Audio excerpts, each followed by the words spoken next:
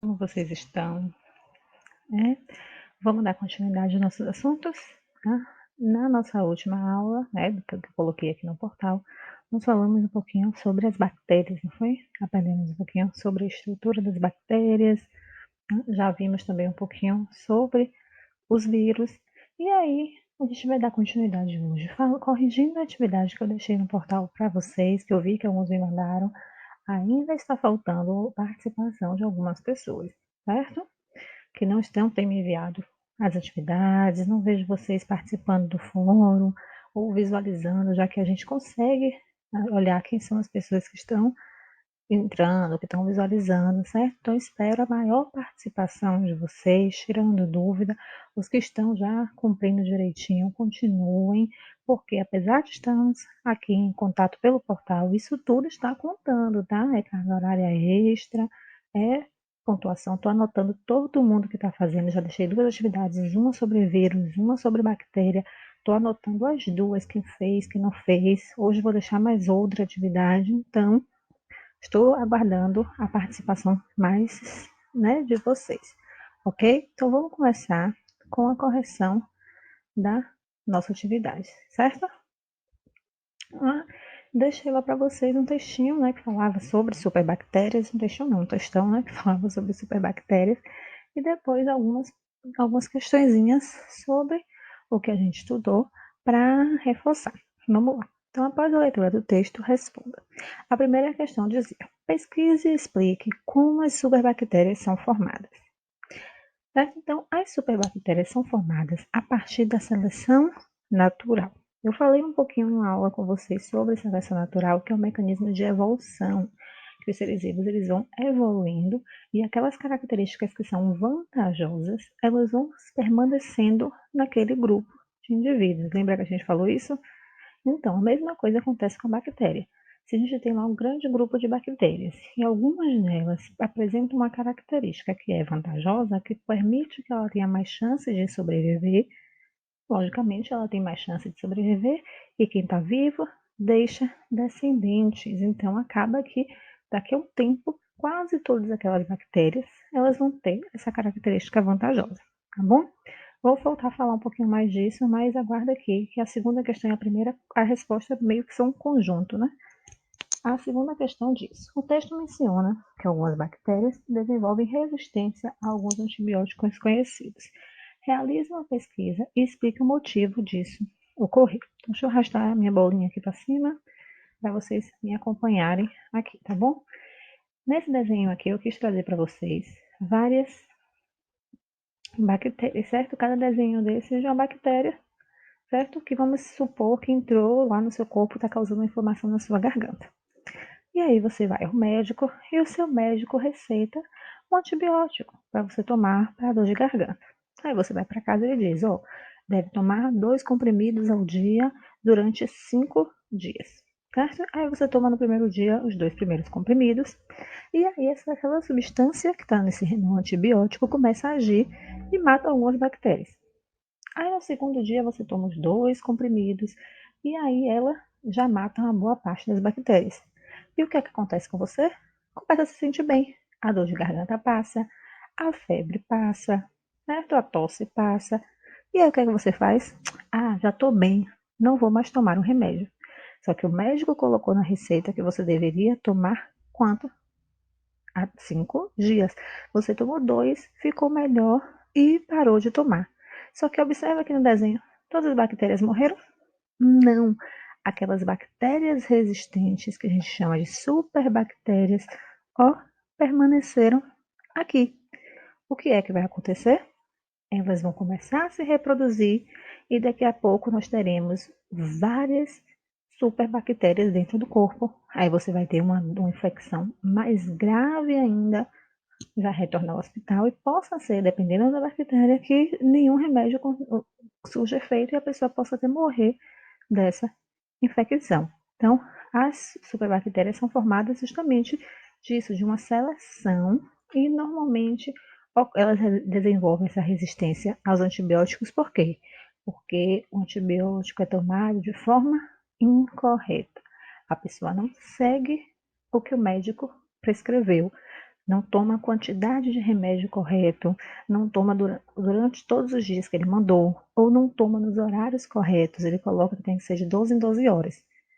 Aí a pessoa toma o de 5 da tarde, o outro é 5 da manhã. Ah, ela tá dormindo, não toma. Aí a pessoa toma 5 da tarde de novo. Então, por nós termos hábitos de não seguir à risca a recomendação médica, tomar antibiótico de forma incorreta, ou pior, tomar por conta própria, nem vai ao médico, certo?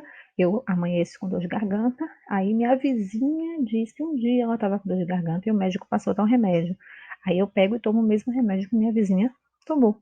Só que como é que eu vou saber que a minha dor de garganta é causada pelo mesmo fator da dor de garganta da vizinha?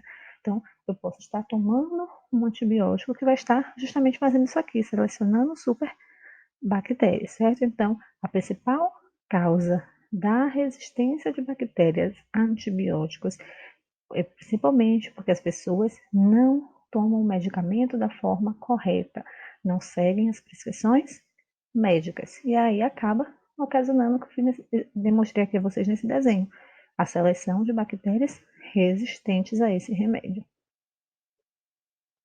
Tá bom? Aí, a terceira questão já vem aqui. Ó. As bactérias são seres vivos que, na maioria das vezes, são associados a doenças e à decomposição da matéria orgânica, como os alimentos. Entretanto, sabemos que elas também são úteis ao ser humano. A respeito da estrutura celular dessas células, indique uma característica presente em bactérias que justifica a sua classificação em seres procariontes. Aí, para responder isso aqui, a gente precisa lembrar a diferença que a Ave Maria eu falei na sala várias vezes, né?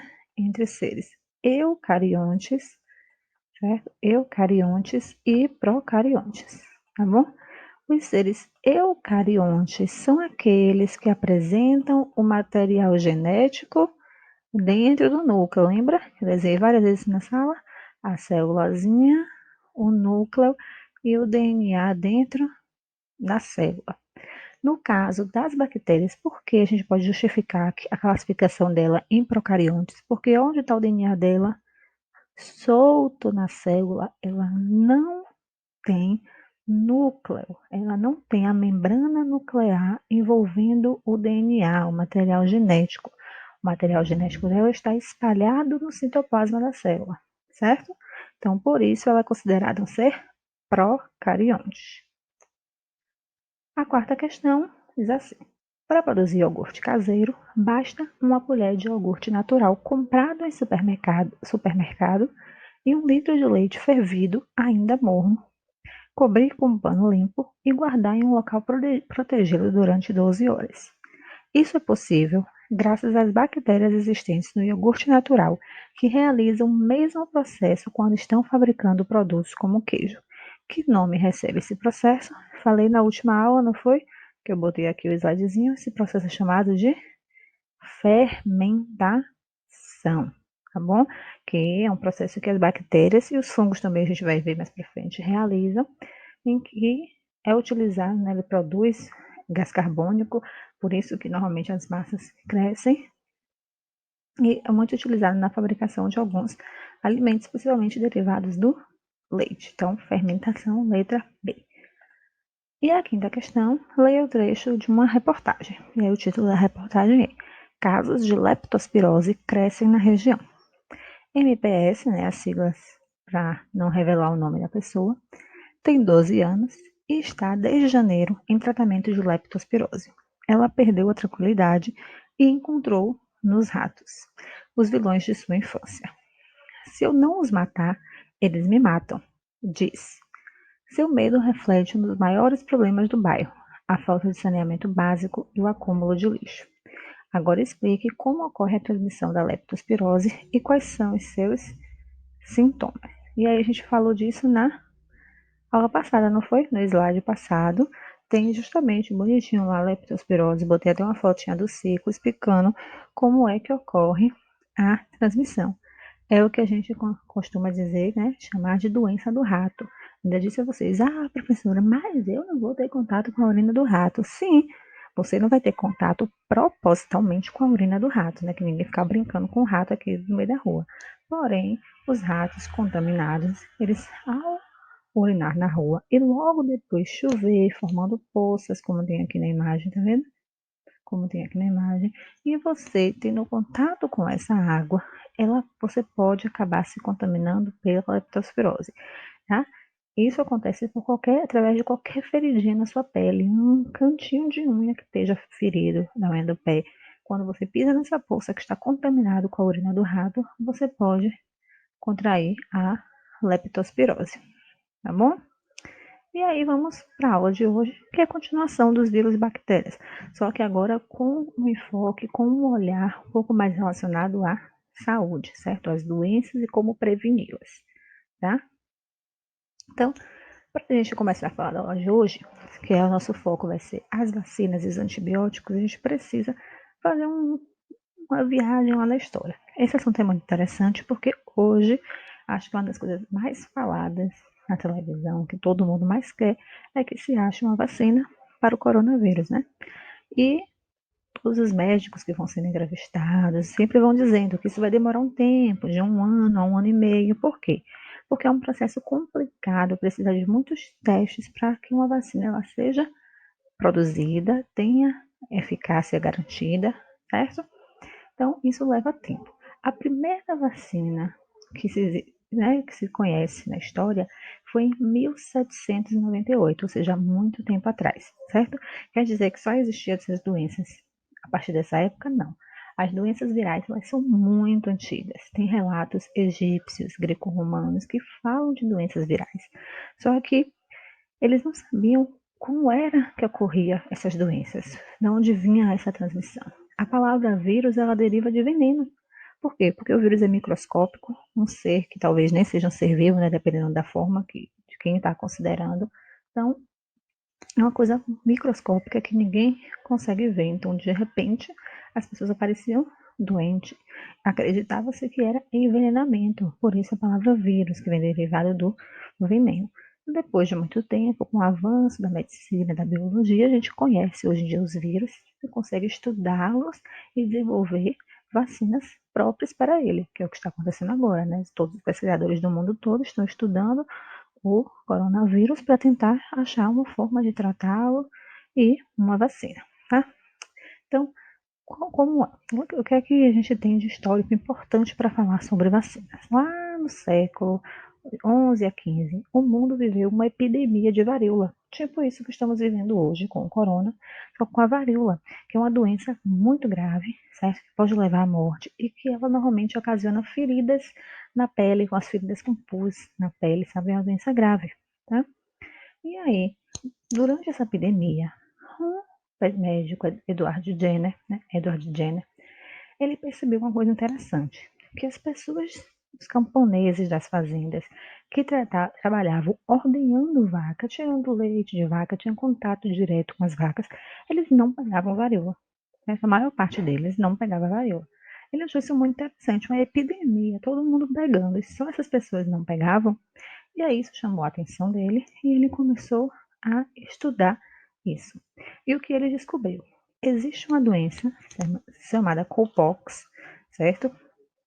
Que é uma doença muito semelhante à varíola, é um vírus muito parecido com o vírus da varíola, que acomete o gado, bois e vacas, certo? Então, o que é que acontece? As pessoas que trabalhavam ordenhando, né, tirando leite dessas vacas, que estavam com esse cowpox, acabavam sendo contaminadas com esse vírus. Só que esse vírus, ele causava sintomas muito leves em pessoa, bem fracos, só algumas feridinhas que rapidamente se tratava. Só que o que era interessante, como esse vírus era muito parecido com o vírus da varíola humana, as pessoas que eram contaminadas com cowpox ficavam imunes à varíola. Era uma imunização à varíola. Então, percebendo isso, o que foi que Edward Jenner fez? Ele pegou uma idosa, uma senhora, que estava com cowpox, que tinha algumas feridas na pele, né, umas pústulas na pele, recolheu um pouco de pus desses ferimentos dessa senhora e inoculou em uma criança de 8 anos, um menino de 8 anos. E aí depois infectou esse menino com varíola. E o que, é que ele percebeu? Que o menino não pegou a doença, o menino não teve sintomas de doença, o menino não correu risco de vida, o menino ficou imune a essa doença.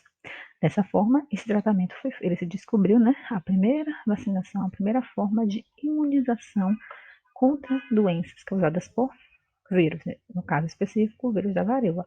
E isso foi largamente feito em várias pessoas. Várias pessoas foram inoculadas com essa pus, né, que continha o anticorpo, né, já do Cowpox, que era muito parecido com o da varíola, e muitas pessoas foram poupadas, a vida de muitas pessoas foi salva graças a essa pesquisa de Edward Jenner. Tá?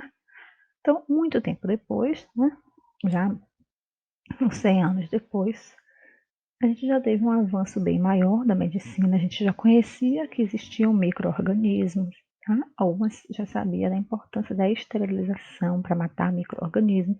E aí, Louis Pasteur, que é muito conhecido, né? Vocês devem conhecer ele do laboratório, tem um laboratório que a gente faz exames de tirar sangue, que tem o nome dele, Louis Pasteur. Por quê? Porque ele é muito importante para a medicina, que além de várias coisas, ele foi o primeiro que fez a vacina, vamos dizer assim, mais parecida com o que é hoje, que foi a vacina antirrábica contra a raiva, né? A raiva canina, certo? E aí, hoje em dia, a gente tem vacina para diversas doenças, certo? Tanto doenças virais quanto doenças bacterianas.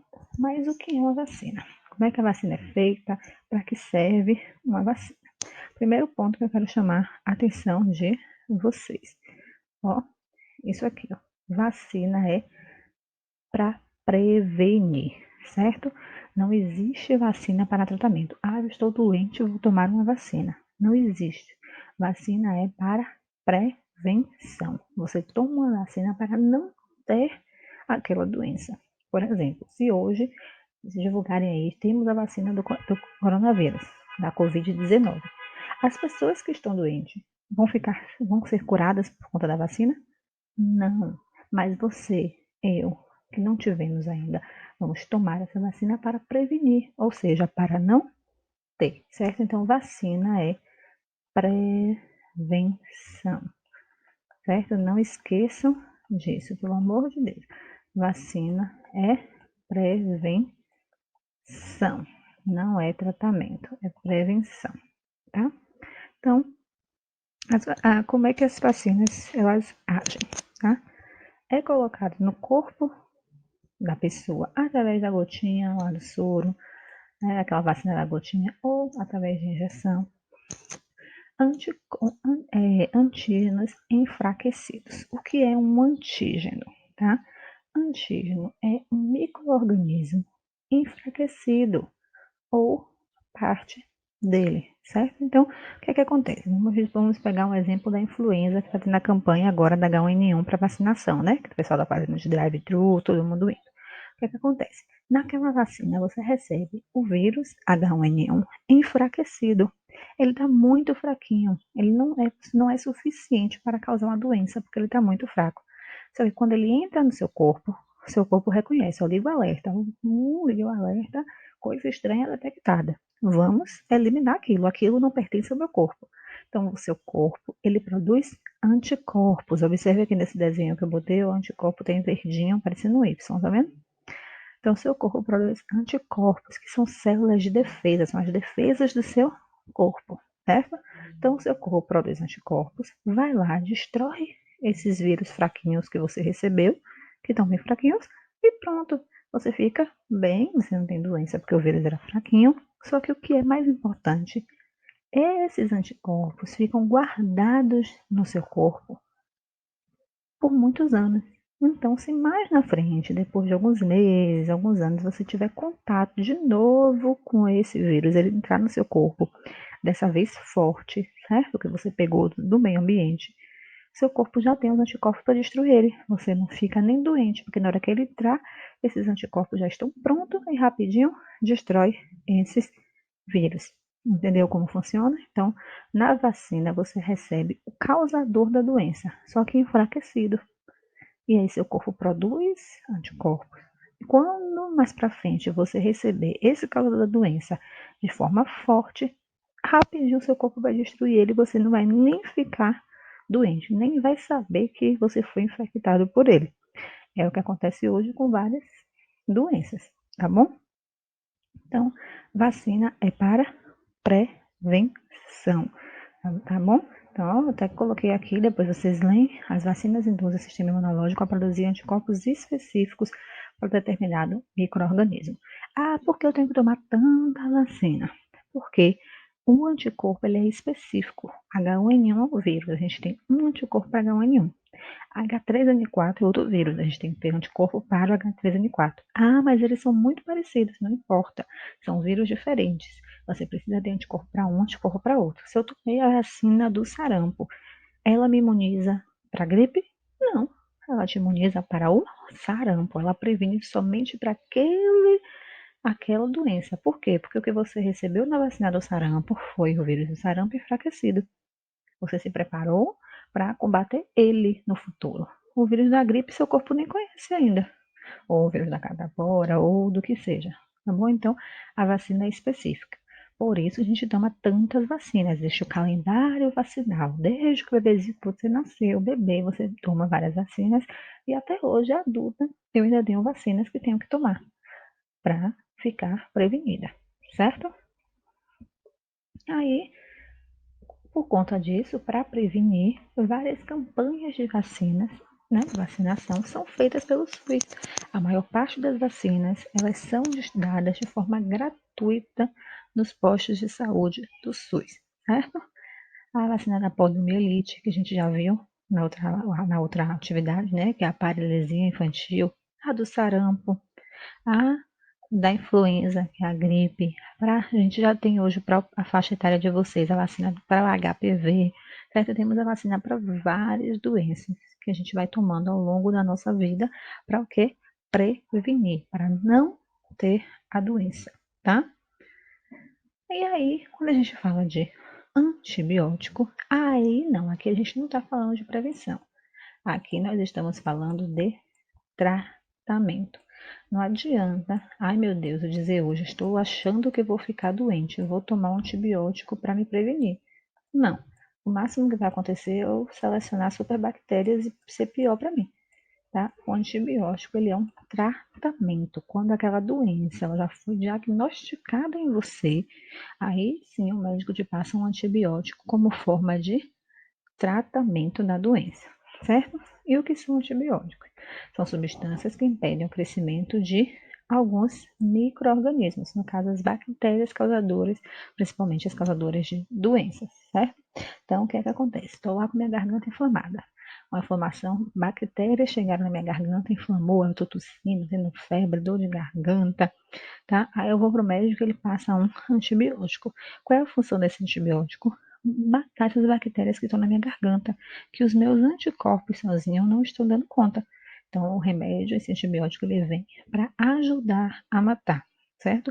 Ele normalmente é feito a partir de alguma substância que consegue destruir a bactéria.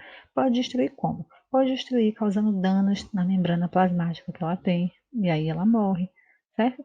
Pode causar danos no próprio DNA dela que está solto aqui no citoplasma, porque ela é procarionte. Não, ela pode matar a bactéria de diversas formas. E esses antibióticos eles também podem ser naturais, né, que é quando é derivado de alguma planta ou de algum animal ou de algum ser vivo, ou sintéticos, que são aqueles que são produzidos em laboratório, tá bom?